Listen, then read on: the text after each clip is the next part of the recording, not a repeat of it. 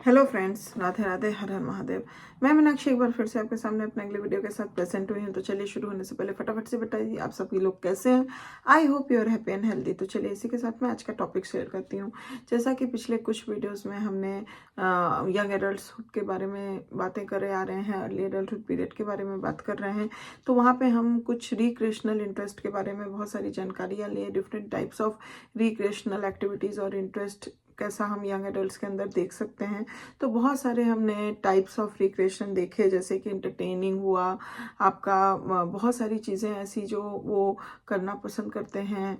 तो आज हम जिस टाइप ऑफ रिक्रिएशन की बात करेंगे that is related to the hobbies. तो ऐसी क्या है, ऐसे क्या हॉबीज़ वो चुनते हैं जो वो अपने लीजर टाइम या रिक्रिएशनल एक्टिविटी के रूप में उनके अंदर इंटरेस्ट आता है और वो करते हैं। ये सभी जानकारियाँ हम इस सेशन में लेने वाले हैं। तो आई होप कि आप सेशन में अंत तक ज़रूर बने रहेंगे, इससे आपको बहुत सारी जानकारियाँ प्राप्त होंगी और बहुत ही एक्साइटिंग होने वाला है। तो I request you to please be remain in the session.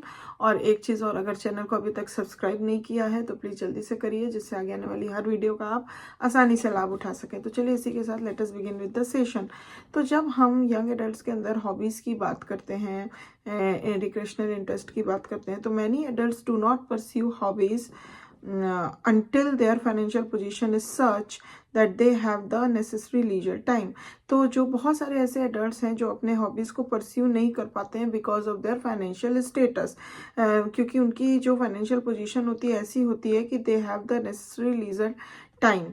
तो मतलब लीजर टाइम के साथ साथ अगर फाइनेंशियल पोजीशन कैसी है उस आधार पे वो परस्यू कर पाते हैं हॉबीज़ या फिर नहीं कर पाते हैं। Others who find their work boring and frustrating. तो कुछ लोग जो कि अपने वर्क को बोरिंग और फ्रस्ट्रेटिंग पाते हैं, take up hobbies as a form of compensation. तो वो लोग ज़्यादातर हॉबीज़ को करते हैं, परस्यू करते हैं, लेते हैं, जिससे कि वो एज अ कंपनसेशन मतलब उसको करके वो अपने आप को कंपनसेट कर पाए। Men and women of high intelligence have more hobbies than those of lesser abilities. तो ये वो माना गया है कि जो मैन और वुमेन होते हैं विद हाई एबिलिटीज या फिर हम कह सकते हैं हाई इंटेलिजेंस, उनके अंदर हम देखे हैं कि मोर हॉबीज मिलती हैं, पाई जाती हैं, लोग करते हैं then those of lesser abilities. As a rule देखा गया है men who are vocationally the most successful pursue more hobbies than those who are less successful. उसी आधार पे देखा गया है कि एज अ रूल हम देखते हैं कि मैन जो है जो कि अपने वोकेशनली बहुत सक्सेसफुल है, मोस्ट सक्सेसफुल है, वही लोग ज़्यादातर हॉबीज़ को भी परस्यू कर पाते हैं then those who are less successful. Hobbies are for the most part of a constructive nature.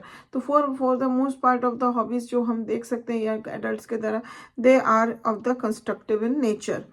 They include such activities as, जैसे कंस्ट्रक्टिव के आधार पे हम कह सकते हैं कुछ ऐसी एक्टिविटीज़ जो हॉबीज़ के तौर पे लोग करते हैं, जैसे कि कुकिंग हुआ, गार्डनिंग हुई, painting, sewing, knitting, crocheting, making and repairing furniture, taking pictures and developing films, playing an instrument and collecting things. तो इस तरह की कुछ ऐसी एक्टिविटीज़ हैं जो कि कंस्ट्रक्टिव इन नेचर होती हैं और लोग उसको एज अ हॉबी परस्यू करते हैं।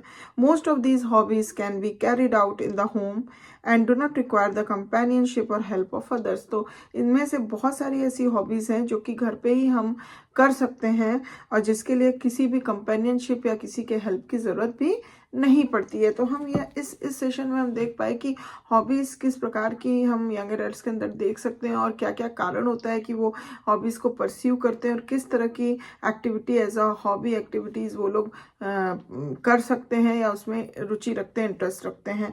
तो आई होप कि ये सेशन आपको समझ में आया होगा, पसंद आया होगा। अगर पसंद आया तो प्लीज़ एक लाइक ज़रूर दे दीजिए। If you have any question, any query, anything regarding any comment regarding any of the information, please give it to the comment box। और thank you very much for watching this video till the end। पर एक बात, अगर अभी तक subscribe नहीं किया है तो प्लीज़ कर दीजिए मेरे चैनल को सब्सक्राइब एंड फॉलो, जिससे आगे आने वाली हर वीडियो का आप लाभ उठा सकें। I will back soon with my next beautiful session for you। Till then, please take good care of yourself। Bye bye।